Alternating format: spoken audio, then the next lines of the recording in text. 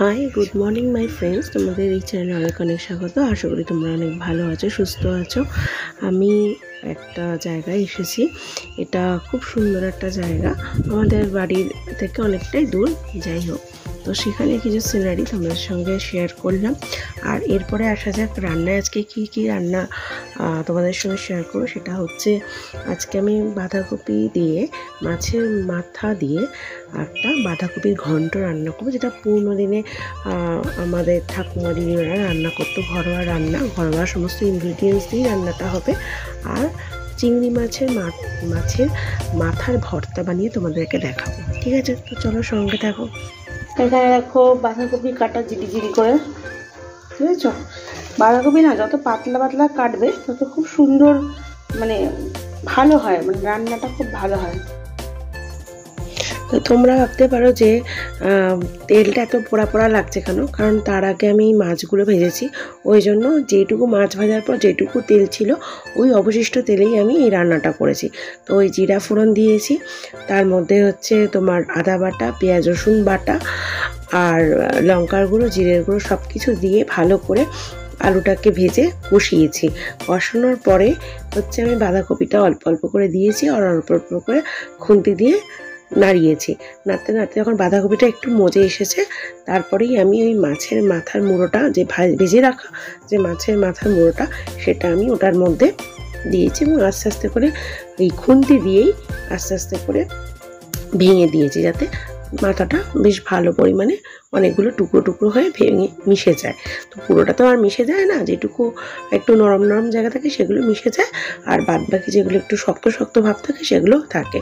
তো এই রান্নাটা আগেকার দিনের যারা মা ঠাকুমারা থাকতো, তারা খুব ভালো রান্না করতো। কোনো একটা অনুষ্ঠান হলে সেখানে বাঁধাকপির ঘন্ট কিংবা ছেচকি টাইপের কিছু জিনিস রান্না করা হতো, যেটা ওই অনেকটা ওই মাছের মাথা দিয়েই করা হতো। তো আমি সেটাই আজকে তোমাদের কাছে উপস্থাপনা করেছি। তো অবশ্যই যদি ব্লগটি ভালো লেগে থাকে, তো অবশ্যই শেয়ার করে দিও, লাইক করে দিও এবং চ্যানেলটিকে সাবস্ক্রাইব করে দিও। আর অবশ্যই আমাকে প্রচুর পরিমাণে সাপোর্ট করো। তোমাদের ভালোবাসা না থাকলে আমি কোনোভাবেই চ্যানেলটিকে এগিয়ে নিয়ে যেতে পারবো না। তো বাঁধাকপি অনেকটাই হয়ে গেছে। এরপরে আমি গরম মশলা দিয়ে আমি এটাকে নামিয়ে ফেলবো। তো অবশ্যই তোমরা বলবে যে বাঁধাকপির ঘন্টটা খেয়ে কেমন হয়েছে, আর অবশ্যই বাড়িতে ট্রাই করে দেখো, খুব ভালো লাগবে। এরপরে নেক্সট যে রান্নাটা আমার আছে, সেটা হচ্ছে চিংড়ি মাছের মাথার ভর্তা। সেটাও তোমাদের সঙ্গে আমি শেয়ার করছি, তো ওটাও ট্রাই করবে বাড়িতে। তো এবার আমি বাঁধাকপিটাকে নামিয়ে ফেলবো। অলমোস্ট বাঁধাকপি হয়ে গেছে, বাঁধাকপির জলটাও মরে গেছে, দেখতেই পাচ্ছ। এরপর আমি বাঁধাকপিটা নামিয়ে ফেলবো। এবার নেক্সট যে রান্নাটা হচ্ছে, সেটা হচ্ছে চিংড়ি মাছের মাথার ভর্তা। তো এখানে আমি সর্ষের তেল দিয়েছি, ওর মধ্যে আমি কালো জিরা ফোড়ন দিয়েছি। এরপরে আমি দিয়ে দেবো হচ্ছে পেঁয়াজ, জিরি করে কেটে রাখা পেঁয়াজ, আর হচ্ছে রসুন।